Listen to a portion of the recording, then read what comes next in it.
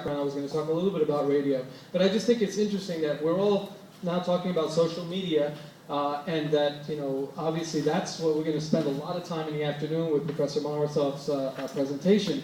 And we're all so amazed at the fact that they're talking about how social media has given us a voice. It's a voice and a platform for every one of us, really.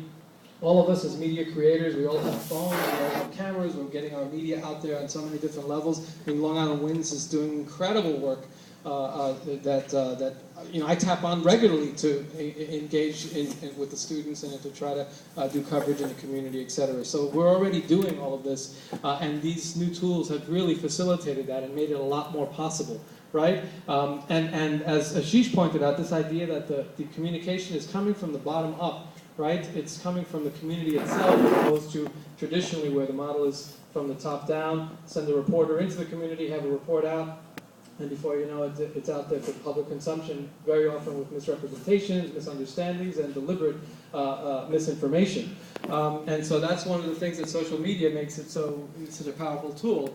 But these same arguments and kind of proclamations of these revolutionary tools that we have at our disposal has been part of the discourse and the demands and the proposals that have been put forward by media reform activists, practitioners, scholars, artists, trade unionists, educators for generations. And so Ashish and I felt it was relevant to talk a little bit about that history as we begin this conversation today, and particularly in radio. And for me, I'm a radio person. My background is in radio, and so I thought I would just kind of give a quick timeline of radio, which in many ways obviously precedes what Ashish is going to talk about, specifically about the really exciting work in video that started emerging as well, and very often alongside this. So I'm going to do a quick kind of timeline of this.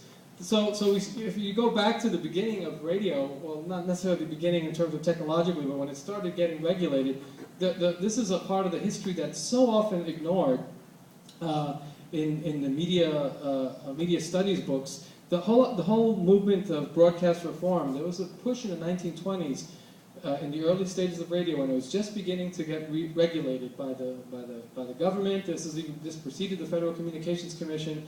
There was a whole group of educators and artists and community activists, the labor movement, that were so excited about radio as this new medium, just like we're now so excited, or we were maybe 10 years ago, about internet. Now we're not so excited about it anymore. It's already part of our daily experience. But they were so excited about radio, but they saw it as the possibilities that it had in terms of education, in terms of building literacy in communities, in terms of organizing the trade union movement, in terms of expressing and having platforms to express really interesting art that perhaps wasn't getting and didn't have access to the mainstream. And so there was a whole push about saying, well, we need to have a space. And they were concerned also about how the major companies that were involved in radio in the early days, the RCAs of the world, Westinghouse, all these big companies were already kind of in collaboration with the government. It sounds conspiratorial, but in collaboration with the government, they were looking at ways to consolidate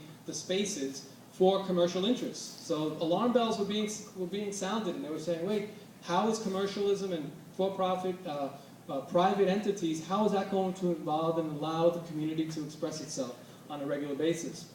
And there was a lot of different activism going on, but ultimately they lost out, right? The broadcast reform movement, and there's a lot written about it.